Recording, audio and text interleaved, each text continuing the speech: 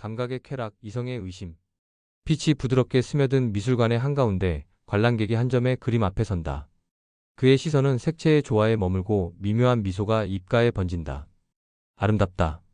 그 말은 한순간의 감탄처럼 가볍지만 칸트에게는 결코 가볍지 않았다. 그는 물었다. 우리는 왜 아름다움을 느끼는가? 그 만족은 어디서 오는가? 18세기 유럽은 감정의 심연과 이성의 질서가 충돌하던 시기였다.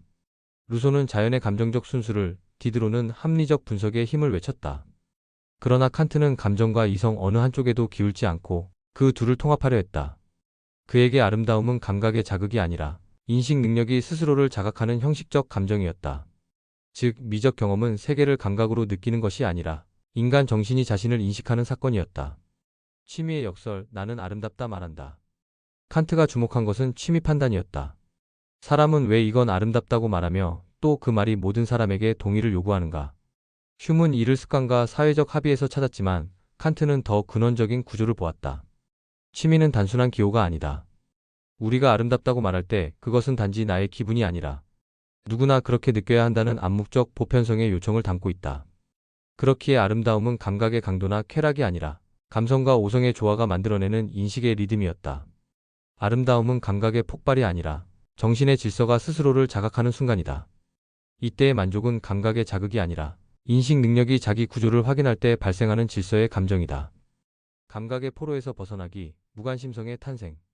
칸트가 취미를 비판한 이유는 그것이 너무 쉽게 욕망과 이익의 세계로 빠져들기 때문이었다.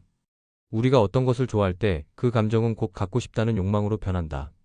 그러나 진정한 미적 경험은 소유의 충동이 아닌 자유로운 관조 속에서 태어난다. 칸트가 말한 무관심성은 감정의 결여가 아니라 욕망으로부터 해방된 감정의 정화다.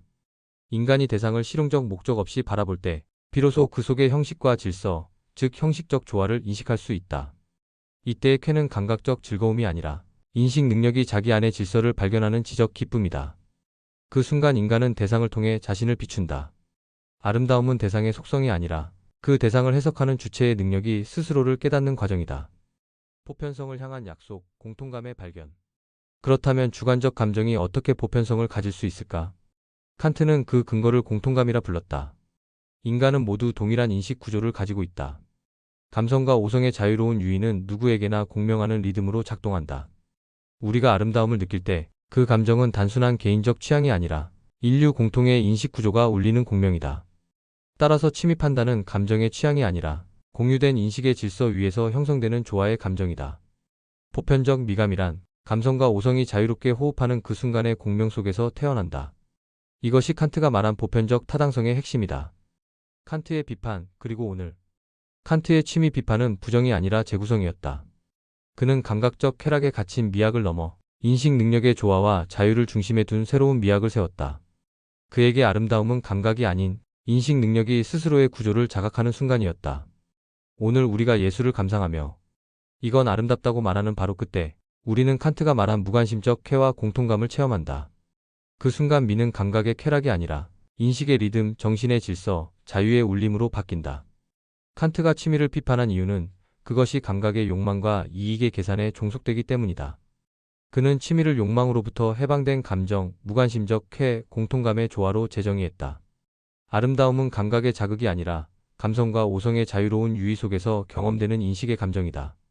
칸트의 미학은 쾌락의 미가 아니라 질서의 미, 자유의 미, 이성의 자각이다.